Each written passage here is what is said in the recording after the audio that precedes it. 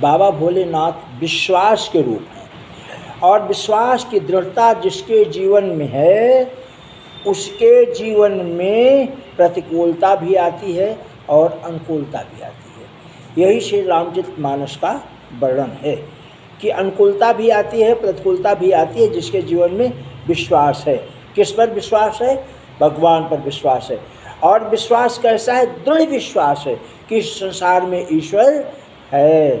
ये विश्वास जिसके अंदर है उसके पास दुख भी आता है और सुख भी आता है, लेकिन ईश्वर के विश्वास पर बहुत प्रभावित नहीं करता। क्यों? कि उसके जीवन में ये विश्वास रहता है कि जो कुछ होता है वो ईश्वर ही करता है, और वही अच्छा भी करता है, वही बुरा भी करता है। उसी ने तकलीफ़ दिया है, उसी ने दुख दिया है, तो वही दुख को भी दूर करेगा। और शंकर जी के जीवन में जब ते सती जाय तन त्यागा, जगत कल्याण सती ने अपने पिता के यहाँ यज्ञ में शिव जी का भाग न देख करके अपने शरीर को भस्म कर दिया। शिव जी को बहुत दुख हुआ, लेकिन तब ते शिव मन भयउ विरागा। उधर सती जब ते सती जाय तन त्यागा, तब ते शिव मन भयउ विरागा। और तो शिव जी ने क्या किया? दुख आया तो करते क्या हैं? बाबा भोलेनाथ क्या करते हैं कि जपहि सदा रघुनायक नामा, जपहि सदा रघुनायक नामा, जहाँ तहाँ सुनहि राम गुण ग्रामा, जहाँ तहाँ सुनहि। भगवान का नाम लेते हैं, जपते हैं और भगवान पर विश्वास रखते हैं। यही चीज़ जीव पर प्रभु की असीम कृपा रहती है। जीव पर प्रभु की असीम कृपा रहती है, उसे चाहे विश्वास हो और चाहे विश्वास न हो, पर जीव पर भगवान की कृपा बराबर रहती है, बराबर रहती है। जीवन में जब सुख आता है तो भगवान पर विश्वास करने वाला भगवान का नाम लेता है, जप करता है, और जब दुख आता है तब भी भगवान के नाम को जपता है, तब भी भगवान पर विश्वास रहता है कि ईश्वर ही दुख देता है, ईश्वर ही सुख देता है।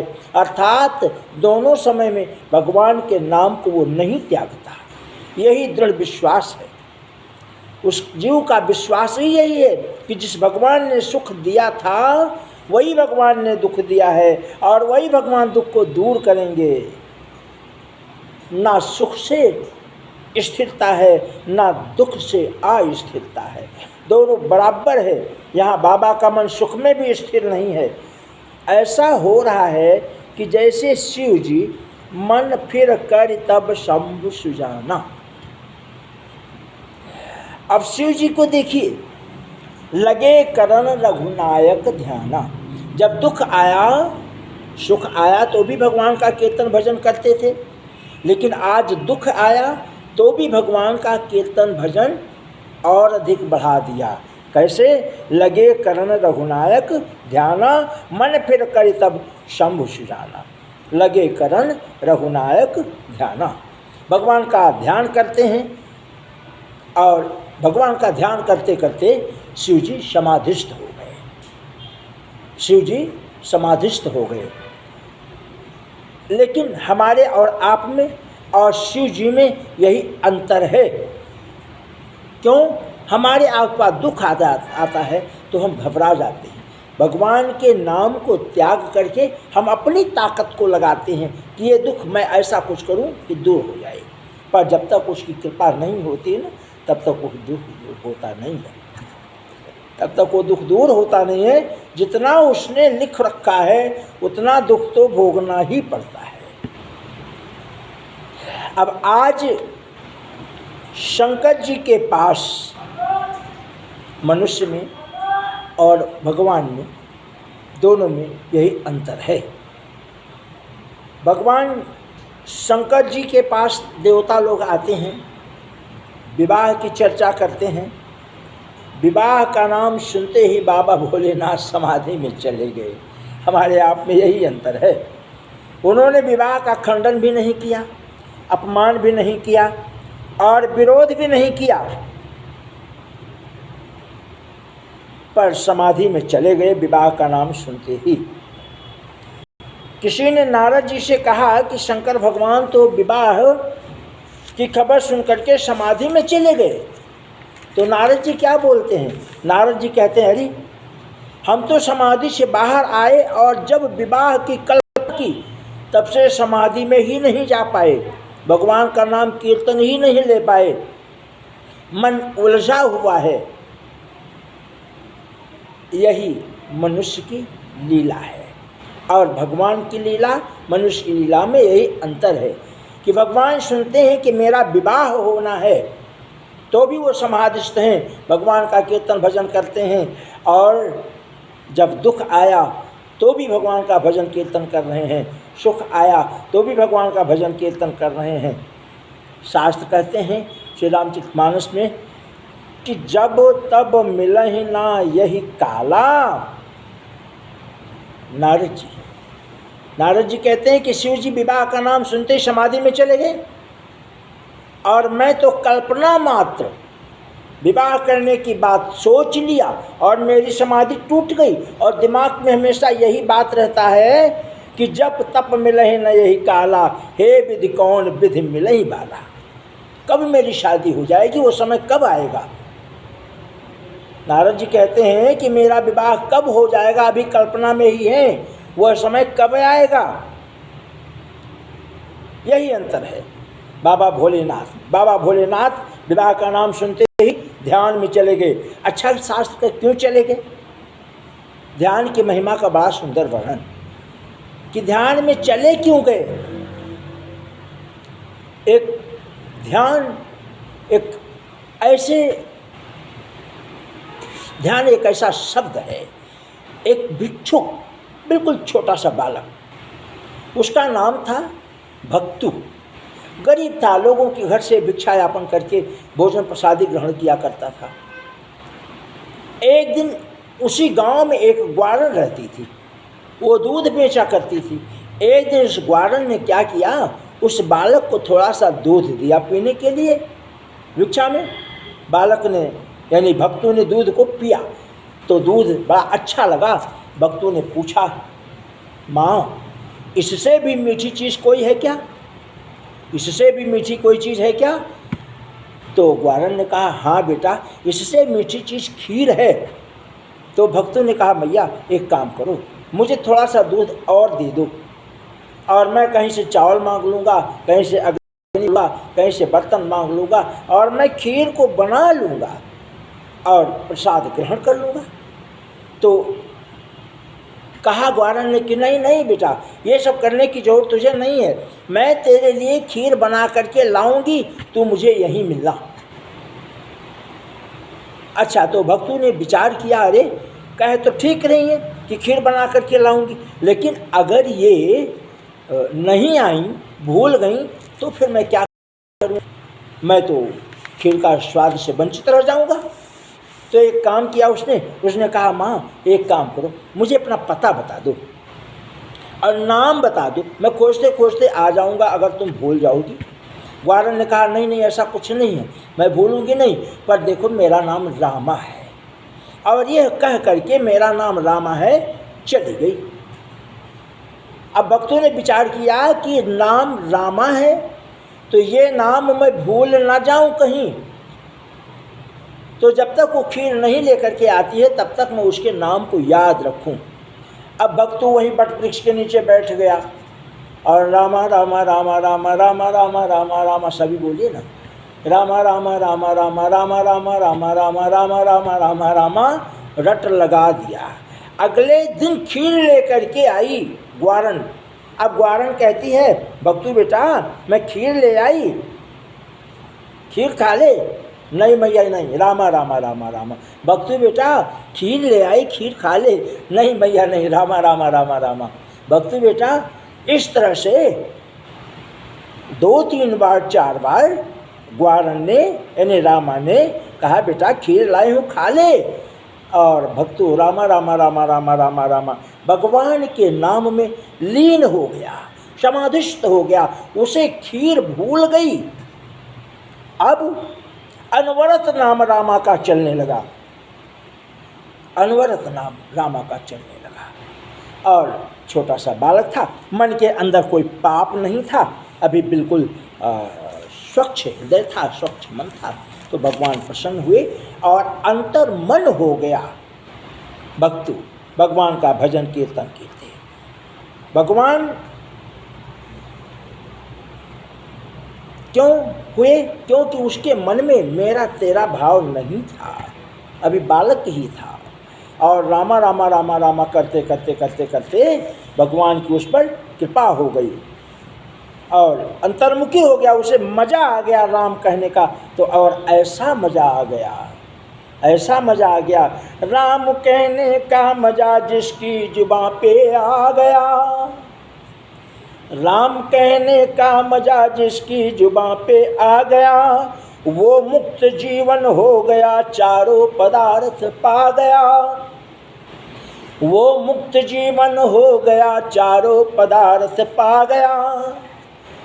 अर्थात परम सत्य स्वाद मिल गया, परम सत्य का स्वाद मिल गया। और बहुत आवाज़ लगाई रामा मैया ने, पर भक्तु भक्ति भाव से रामा रामा रामा रामा में ही रह गया। जो मिठास रामा रामा में है वो कहाँ खीर में है, वो मिठास कहाँ खीर में है। खीर के लोभ में लिया गया नाम भी व्यक्ति को ईश्वर से मिला देता है। यही एक विचित्र बात है कि लालच खीर की, और पर किससे मिला दिया? खीर के लोभ ने भगवान से मिला दिया, भगवान से मिला दिया। वृत्ति एकाग्र हो गई उस छोटे से बालक भक्तु की। जो मोहि राम लागते मीठे, जो मोहि राम लागते मीठे, तो नवरस खटरस याते सब तीखे। सुख का स्वाद जब जब अच्छा लगे तो उसे धन्यवाद देना चाहिए। किसको धन्यवाद देना चाहिए? ईश्वर को धन्यवाद देना चाहिए कि हे प्रभु तेरी अति कृपा, तूने मेरे जीवन में सुख दिया, मेरा मन प्रसन्न है तेरे दिए हुए सुख से, तुझे मैं धन्यवाद देता हूँ, तेरे चरणों में कोटि कोटि प्रणाम करता हूँ। यह सुख दिया क्योंकि यदि राम नाम रूपी स्वाद मिल गया तो समझो बस कुछ मिल गया। और इसी का नाम शास्त्र में समाधि है। कौन सा सुख मिले? राम के नाम का। शंकर भगवान का विवाह पक्का हो रहा है, पार्वती मिल रही हैं और वो समाधि में बैठ जाते हैं। और हमारे आगे क्या होता है ना? राधे राधे।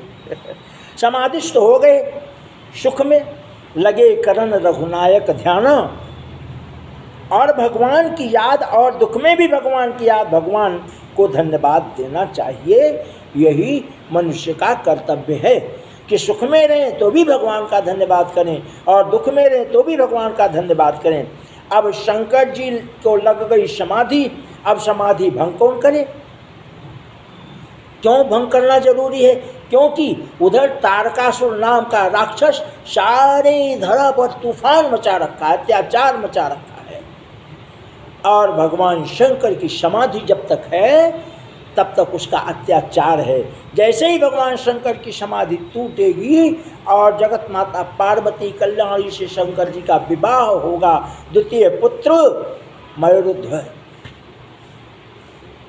द्वितीय पुत्र कार्तिकेय जी उपस्थित होंगे और तारकासुर का वध होगा। तो अब समाधि से जगाए कौन, समाधि भंग कौन करे, ऐसा विचार कर रहे हैं। तो इंद्र को चिंता हुई, भोले बाबा की समाधि भंग कैसे हो, बैरमुखी कैसे हो। विचार यह होने लगा कि समाधि लगी कैसे। यह विचार होने लगा कि आखिर बाबा भोले की समाधि लगी कैसे। तो समाधि तो लगी राम के कारण, अब भंग कैसे होगी समाधि? काम के कारण।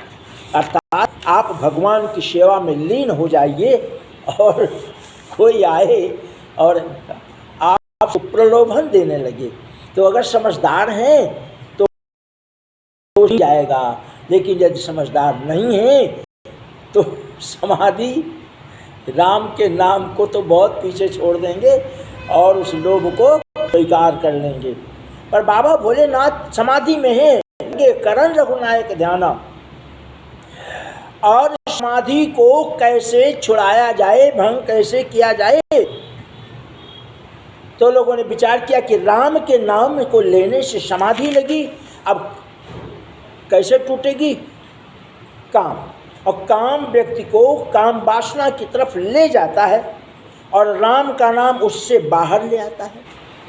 राम का नाम काम वासना से बाहर ले आता है और काम व्यक्ति को काम वासना की तरफ ले जाता है, अर्थात संसार की तरफ ले जाता है। ये एक विचारणीय विषय है कि काम वासना व्यक्ति को, इस जीव को संसार की तरफ ले जाता है। और यदि भक्ति में आ जाते हैं, राम के नाम के कीर्तन में लग जाते हैं, ध्यान आस्थ हो जाते हैं, राम का नाम लेने लगते हैं, तो हम उस काम वासना से काफ़ी दूर आ जाते हैं। तो राम के कारण जिनकी समाधि भंग हुई, जिनकी समाधि भंग हुई किसके कारण? काम के कारण। और समाधि लगी किसके कारण? राम के कारण। अब काम क्या है? ना। और जिनकी समाधि लगी राम के कारण, काम होने पर जैसे हम बाहर जाते हैं, जैसे किसी ने पूछा भैया आज घर पे ही बैठे हो, बोले भैया आज कोई काम नहीं है इसलिए घर पर ही बैठे, वैसे मन को भी काम सताता है तो मन भी घूमने के लिए जाता है और वो भी बाहर जाता है। काम आया, इंद्र ने संकेत किया और काम आया, काम ने बाण चलाया। काम के 5 बाण हैं, विषम बाण, वो पांचों विषम बाण हैं। 5 कौन बाण हैं? 5 विषय ही मनुष्य के 5 बाण हैं। शब्द, रूप, रस, गंध, स्पर्श, समझ गए? यानी शब्द, रूप, रस, गंध, स्पर्श, ये 5 वासनाएं हैं मनुष्य की, और यही 5 बाण हैं कामदेव के।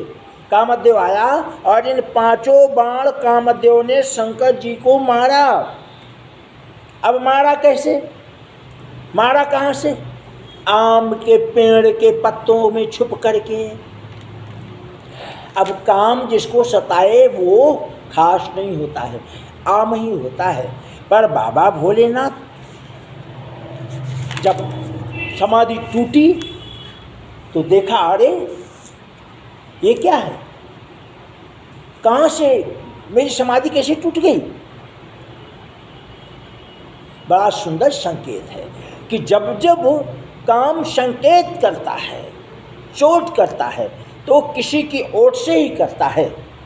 आम के पत्तों के बीच से चोट किया तो शिव जी सोचने लगे कि ध्यान में ये विघ्न कहाँ से आ रहा है। तो उन्होंने देखा कि ये आम के पत्तों के बीच में कामदेव अपनी लीला कर रहा है, अपनी लीला कर रहा है। देखा, दृश्य समाधि शंभु तब जागे, झूठ समाधि शंभु तब जागे। 5 बाण मारा ना तो समाधि टूट गई। नैन उघारी सकल दिशि देखी, नेत्र को खोला, चारों तरफ देखने लगे। क्या हुआ? सौरभ पल्लव मदन बिलोका। तो देखा आम के पत्तों के बीच में ये कामदेव छिपा हुआ है और उसी ने सबके, बाबा तुलसीदास बहुत सुंदर वर्णन करते हैं रामचरितमानस में, सबके हृदय मदन अभिलाषा, लता निहारी नवै तरु शाखा, पशु पक्षी नभ जल थल चारी, भय काम बस समय विसारी। शिव जी की समाधि छूटी तो देखा कि छाड़े विषय विशिख उड़ लागे, अछूट समाधि शंभु तब जागे। ये 5 बाण, 5 विषय, सौरभ पल्लव मदन बिलोका। बड़ा क्रोध आया बाबा भोलेनाथ को, बयहु कोप कंप्यौत्रय लोका तब शिव तीसर नयन उघारा चितवत काम भयो जरि छारा। तीसरे नेत्र से बहुत क्रोध किया और तीसरे नेत्र को जागृत कर दिया, तीसरे नेत्र को खोल दिया। और जैसे ही तीसरे नेत्र को खोला तो काम जल करके भस्म हो गया। तीसरा नेत्र खोला। राग द्वेष की दृष्टि से देखा जाए, अगर राग द्वेष की दृष्टि से अगर देखा जाए तो देखिए, दुख विचार में आसक्ति है और सद विचार में भक्ति है और निर्विकार में मुक्ति है। अब शिव जी ने तीसरा नेत्र खोला तो देखा कि आम के पल्लों के ओट से कामदेव बड़ा क्रोध, कामदेव को जब देखा कि आम के पल्लों के ओट से कामदेव ने 5 बाण मुझे मारे, जिसके कारण मेरी समाधि टूट गई, तो बहुत क्रोध किया और तीसरा नेत्र खुलते ही भस्म हो गया। कामदेव जलकर नष्ट हो गया। कुसंग और शिवसंग में यही अंतर है। आप कुसंग लेकर के चलोगे, कुरीति लेकर के चलोगे, अधर्म लेकर के चलोगे, पाप लेकर के चलोगे, जीवन जियोगे संसार में, तो कभी सफल नहीं हो सकते, कभी सफल नहीं हो सकते। और भगवान बाबा भोलेनाथ में, राम में, कृष्ण में और सद्विचारी लोगों में और हमारे आप में यही अंतर है। जो लोग के जोर को लेकर के चलते हैं वो कभी सफल नहीं होते हैं। अर्थात कुसंग को लेकर के आया हुआ कामदेव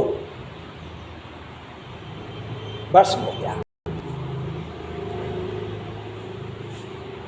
परमार्थ दृष्टि से यदि देखा जाए तो काम स्वयं जल करके भस्म हो जाएगा,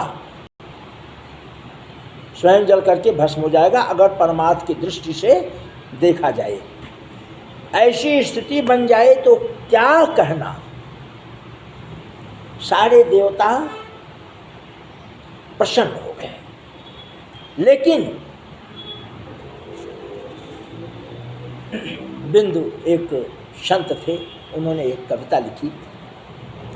एक उधर से चला इधर से प्राण सिधारे, दोनों ही मिलकर मिल गए देह मंदिर के द्वारे। दोनों ही मिलकर मिल गए देह मंदिर के द्वारे। एक दूसरे को जब दोनों ने अपनाया, एक दूसरे को जब दोनों ने अपनाया, पता नहीं कब किस में कौन समाया। पंच तत्व के बिंदु में जब प्राण तन से खो गया, पंच तत्व तन त्याग कर अलग निरंजन हो गया। पंच तत्व तन त्याग कर अलग निरंजन हो गया। तीसरी दृष्टि खुल गई। अब तो कोशिश भी करें तो कहाँ काम, और जहाँ ब्रह्म है वहाँ काम कहाँ। अब देवताओं ने देखा कि काम जल गया, चितवत काम भयो जरि छाड़ा, ये देवताओं ने देखा। अच्छा, काम ऐसा वर्णन है कि कामना क्यों नहीं रही, किसकी? शिव जी, क्योंकि परमात्मा के अलावा और कोई रहा ही नहीं, तो कामना किसकी? और एक बात कि परमात्मा कहाँ नहीं है, परमात्मा यहाँ भी है, परमात्मा वहाँ भी है। सारे सृष्टि के अंदर परमात्मा ही तो है, और कौन है? और कोई हो तो बताइए। परमात्मा ही सत्य है और कोई सत्य है नहीं। जो नश्वर है, जिसका आना जाना है, उसे रहना नहीं कहा जाता है। वह संसार में व्याप्त नहीं है, वो आता जाता है। भगवान बाबा भोलेनाथ कहते हैं कि जहाँ राम है वहाँ काम नहीं है, राम के संकीर्तन से काम जल करके भस्म हो गया। ऐसा बाबा तुलसीदास जी रामचरितमानस में वर्णन करते हैं कि चितवत काम भय। अब काम जल करके भस्म तो हो गया, लेकिन देवता लोग बड़े मुश्किल में पड़ गए। देवता लोग मुश्किल में क्यों पड़ गए कि अरे काम तो जल गया, और जब काम जल गया, काम का विनाश हो गया, तो सारा काम बिगड़ गया। देवता बोले अब क्या होगा भाई? ब्रह्मा जी बोले कि फिर भी चलो, काम भस्म हो गया, फिर भी शिव जी के पास चलो। हम लोग शिव जी के पास चलने के लिए ही तो इंद्र के यहाँ से आए यहाँ तक, तो चलो शिव जी के पास। शंकर जी की प्रशंसा सब लोग करने लगे। सब कीन प्रशंसा भय प्रसन्न चंद्र अवरसा। चंद्रमा को धारण करने वाले भगवान शंकर देवताओं की प्रसन्नता भरे शब्दों को सुनकर के बहुत प्रसन्न हुए। बाबा भोलेनाथ बहुत प्रसन्न हुए और कहा कि बोलिए कैसे आए? तो ब्रह्मा जी ने कहा, सारे देवताओं ने कहा बस प्रभु आपके दर्शन के लालायित थे, इसलिए दर्शन करने के लिए आ गए। तो बाबा भोलेनाथ आए और कहा ठीक है, दर्शन हो गया तो अब पधारिए, चलिए अब हम भी अपने कीर्तन भजन में लग जाएं। तो अब देवता लोग गए तो कुछ और काम से थे कि बाबा भोलेनाथ आप विवाह कर लीजिए, विवाह कर लीजिए, नहीं तो तारकासुर का वध कैसे होगा। लेकिन बाबा भोलेनाथ से यह बात कहे कौन? तो ब्रह्मा जी से सारे देवताओं ने कहा कि महाराज आप कहिए, आप कहिए, आप ब्राह्मण हैं, आप ब्रह्मा हैं, आपको बाबा भोलेनाथ कुछ नहीं कहेंगे। तो ब्रह्मा जी कहते हैं नहीं नहीं, सामने आए हो, सामने कहो, डरते क्यों हो? तो बाबा भोलेनाथ पूछते हैं क्या बात है ब्रह्मा जी, ये देवता लोग क्या कहना चाहते हैं? तो ब्रह्मा जी थोड़ा सा सकचाते हुए आगे बढ़े, बोले कृपा सिंधु भृखु केतु, कहु अमर आए के ही हेतु। रामचरितमानस में तुलसीदास जी ने बहुत सुंदर वर्णन किया कि बाबा भोलेनाथ देवताओं से पूछते हैं कि किस लिए आए, ये तो बताना ही पड़ेगा। तो ब्रह्मा जी कहते हैं कि ये सब भयभीत है महाराज, ये क्या बताएं आपसे, इसलिए हम आपको बता रहे हैं कि ये किस लिए आए हैं, ये हिम्मत नहीं जुटा पा रहे हैं, इसलिए मैं ही कहता हूँ महाराज। देवता बोले कि ब्रह्मा जी, हम में से जो एक आया था जल के भस्म हो गया, वो देवता ही तो था, अर्थात कामदेव, इसलिए हम लोग भयभीत हैं, हम लोग कुछ नहीं बोल पा रहे हैं। तो शिव जी ने फिर पूछा, तो बताइए ना ब्रह्मा जी कि आखिर ये देवता लोग किस लिए आए हैं? तो बाबा बोले कि आपका दर्शन करके अपना नेत्र सफल करने के लिए आए हैं। अच्छा, तो दर्शन तो हो गया, अब तो नेत्र सफल हो गया होगा। सकल सुरन के हृदय अस शंकर परम ऊंचा। ब्रह्मा जी कहते हैं कि हे प्रभु, सारे देवताओं के हृदय में एक बात है कि अगर आप निज नयनन देखन चाहें नाथ तुम्हारे विवाह, आपके विवाह को ये सारे देवता लोग अपने अपने नेत्रों से देखना चाहते हैं। ये सारे देवता अपने नेत्रों से आपका विवाह देखना चाहते हैं। तो एक क्षण भी नहीं लगा, ब्रह्मा जी के यह कहते ही भगवान भोलेनाथ ने तथास्तु कह दिया, हाँ कर दिया, होगा विवाह, जाइए देवता लोग, होगा विवाह। देवता लोग बड़े खुश हुए, पर आश्चर्य में पड़ गए कि विवाह के लिए तैयार हो गए, पर कामदेव को भस्म कर दिया।